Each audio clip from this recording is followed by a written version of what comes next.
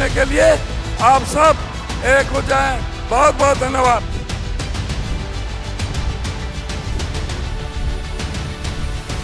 हरियाणा में विधानसभा चुनाव की वोटिंग की तारीख आने में बहुत ही कम समय बचा है।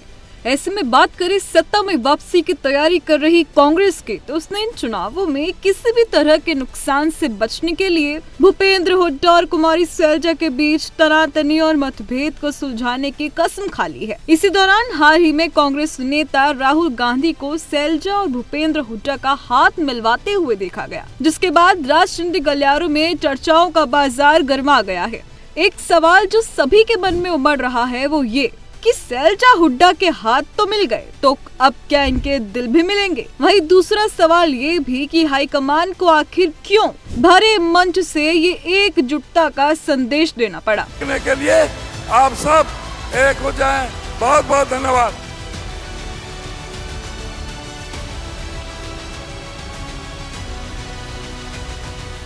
बता दें कि प्रदेश में कुछ दिनों से विधानसभा चुनावों में गुटबाजी और टिकट बंटवारे में हुए पक्षपात को लेकर कुमारी सैलजा नाराज चल रही थी। इतना ही नहीं, बीजेपी और बीएसपी आईएनएलडी ने तो उन्हें पार्टी में ज्वाइन करने का ऑफर भी दे डाला, जिसके चलते हाईकमान को खुद प्रदेश के चुनावी रण में उतरना पड़ा, क्योंकि हाईकमान सैलजा को नजरअंदाज नहीं कर सकती, क्योंकि वो उन्हीं के सहारे प्रदेश के 20 से 22% दलित वोटर में सेंध लगाने की कोशिश में है, और वो भी इस वक्त जब कांग्रेस का ग्राफ लगातार बढ़ रहा हो।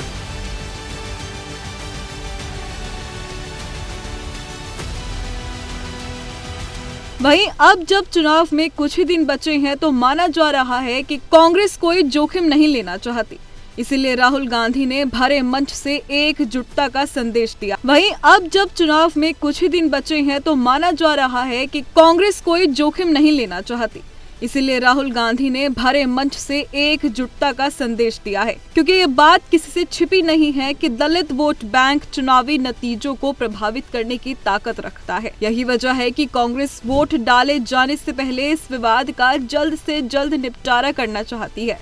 इसके अलावा राजनीतिक जानकारों का मानना है कि इन दिग्गजों को मनाने के पीछे हाईकमान सिर्फ अपना वोट बैंक बचा रही है। इतना ही नहीं, कहा तो ये भी जा रहा है कि दिल मिले या ना मिले, कुर्सी जरूर मिल जाएगी। दोनों में से कोई भी सीएम कुर्सी पर अपनी दावेदारी छोड़ने को तैयार नहीं है। रैली के दौरान भी हुड्डा सैलजा को तीखे तेवर भी दिखाते नजर आए। ऐसे में हाईकमान दोनों के लिए कोई 2 वे रास्ता निकाल रही है। बहरहाल ये तो वक्त बताएगा कि राहुल गांधी का ये संदेश भूपेंद्र हुड्डा और कुमारी सैलजा के बीच दूरी को कम कर पाता है या नहीं। लेकिन इतना जरूर कहा जा सकता है कि हाईकमान लोकसभा के चुनावों से बेहद उत्साहित है, और वो इस बार विधानसभा चुनावों में बीजेपी को पटखनी देने की कोशिश में है। खैर, इस पर आपकी क्या राय है, हमें कमेंट कर जरूर बताएं। बता दें, हरियाणा में 90 विधानसभा सीटों पर 5 अक्टूबर को चुनाव होने हैं और 8 अक्टूबर को मतों की गणना होगी।